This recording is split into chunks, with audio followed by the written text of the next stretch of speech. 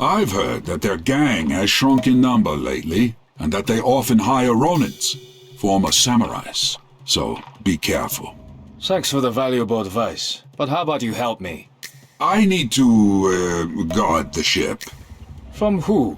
There's only one exit, and I'm passing through it. Keep walking then. Don't waste any time.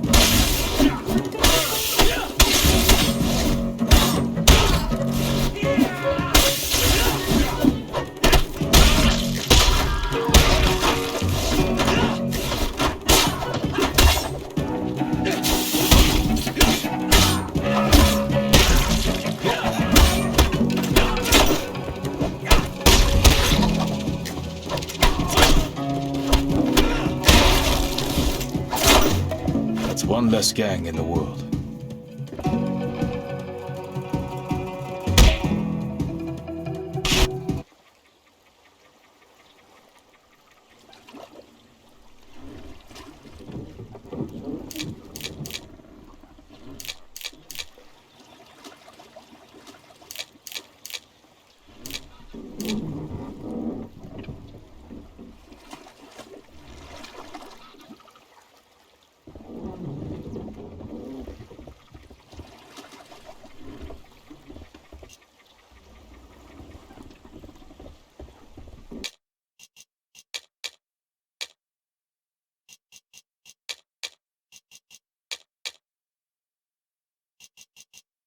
Don't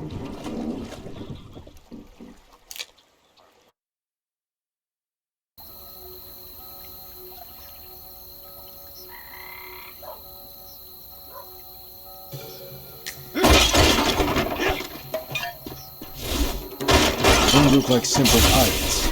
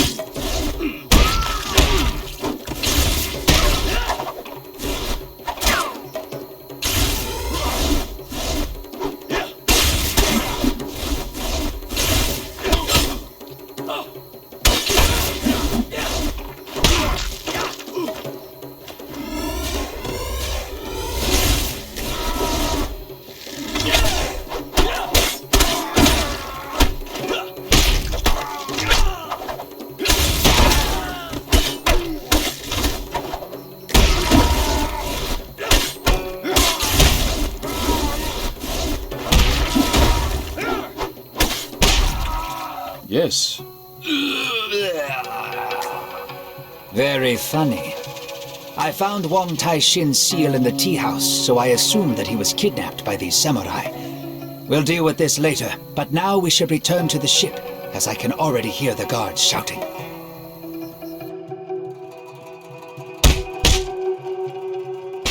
The informant is dead, and Wang Tai-shin has been kidnapped.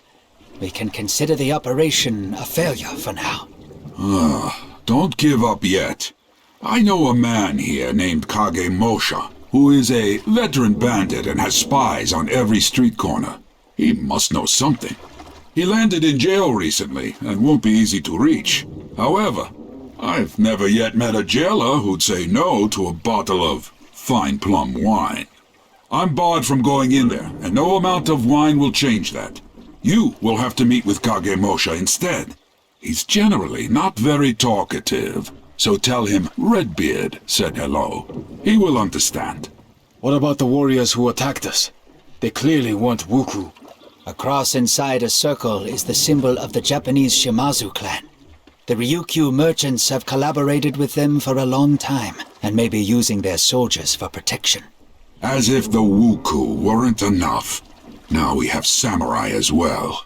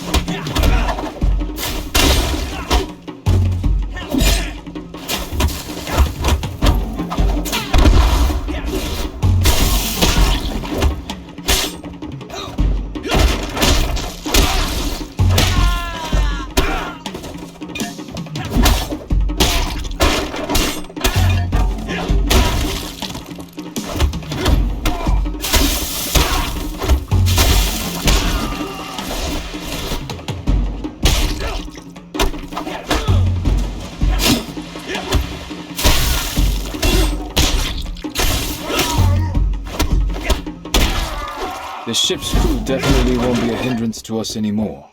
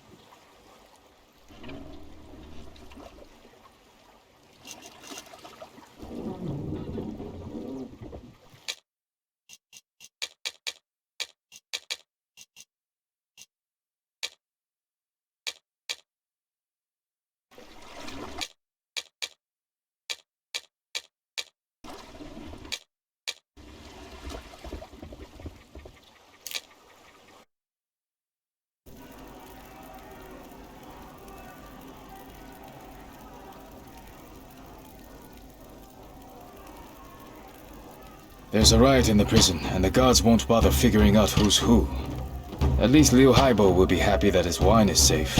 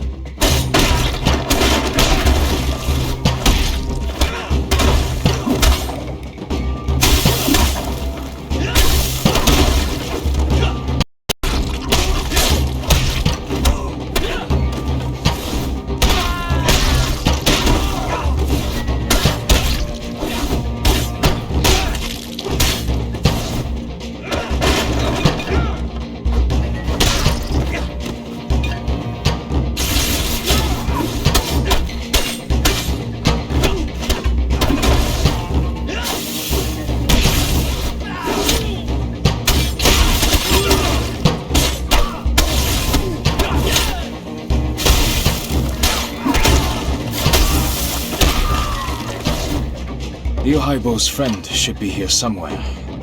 Kagemusha! Redbeard sends his greetings. What's with the yelling? I'm here. What do you know about the link between the Wuku and the Ryukyu merchants? I know everything. What's not to know? There's no direct link since the merchants would never deal with the Wuku themselves. So they have a go-between. A Japanese man appeared here about half a year ago and offered the local wealthy people a deal. He promised to arrange a new Wuku invasion of the Middle Kingdom, such that the Emperor himself would rush to reinstate the sea ban. The Ryukyu merchants were to sponsor this deal and bribe your officials. And this intermediary's name was Fudo? That's right, Fudo. You really shouldn't be getting into this, monk. It's so messy that even I didn't want to get involved. I went to see this Fudo as part of a gang for hire, but the conditions on offer were too good. We were allowed to keep almost everything that we stole, but we had to attack particular temples and villages. I figured the whole thing stank of politics and did a runner. Better to steal than to get drawn into a war. You said that you went to see Fudo, so you know the location of his lair? I wouldn't call it a lair. He's got a huge mansion on the east side of town, with gardens and a pond. A real nice place. Give me your map, I'll show you where it is. Thank you so much. You've really helped us. Now I must hurry before the gods appear. Wait, monk. Open the door to my cell. Liu Haibo didn't say anything about that. Here's the wine as a gift. That beard is a real jackass. I'm going to shave him when I get out of here.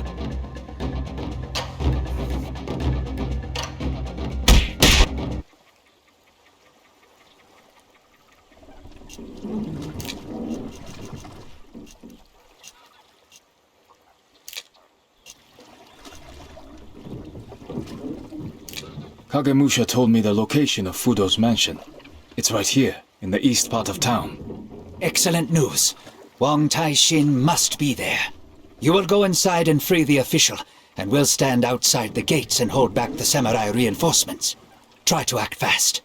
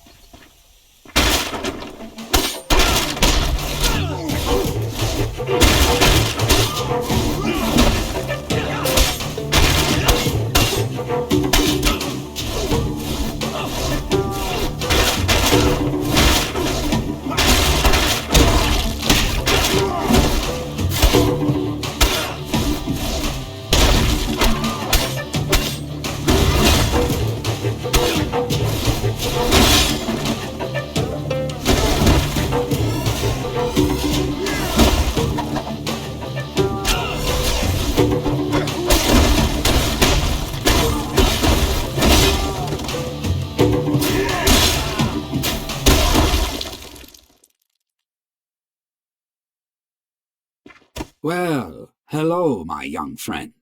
Huang Tai-shin? Could it be that you're Fudo? Do I look like a Sohei? No, Dao Kung. We are simply business partners. We were brought together by the Ryukyo merchants, with whom I have dealt with for many, many years.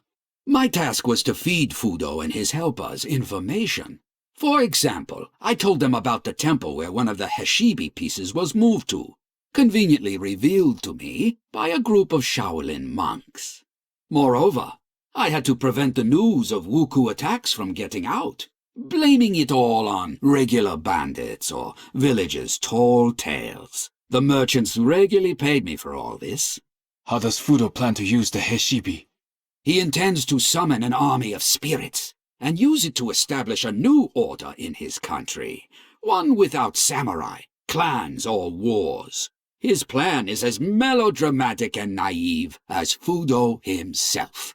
But if anyone can do it, it's him. You won't listen to me, of course, but a final word of advice, Dao Kung. Let that madman take the Heshibi and go back to where he came from. You're right, I won't. Farewell, Huang Tai-shin.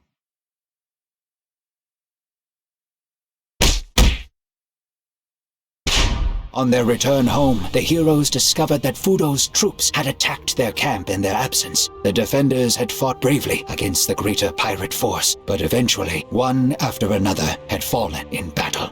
The bodies of Shang Lung, Yin, and Jin were mounted on their own staffs, and only the wounded leader of the monks was left alive. Fudo hadn't finished off Guan Li, but he had called up the white fire and burned the monks' eyes. He then took the shards of Heshibi, which were kept in the camp, and disappeared with the remains of the army as quickly as he had appeared.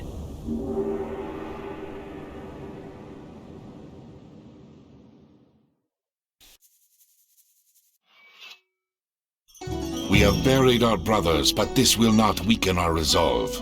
We must find and attack the main Wuku base before Fudo obtains the third shard. It won't be easy to find, but Liu Haibo has an idea. Everything suggests that Fudo's main base is located not on the mainland, but on one of the islands east of Wenju. I have called together my old comrades, experienced captains, smugglers, and even adventure seekers, and they have agreed to help us with our search. After all, life will be easier for them if the Wuku are gone. This won't be a quick process, but it's the best we can do for now. And another thing. During the battle, we clashed with the Sohei, Japanese monks like Fudo himself.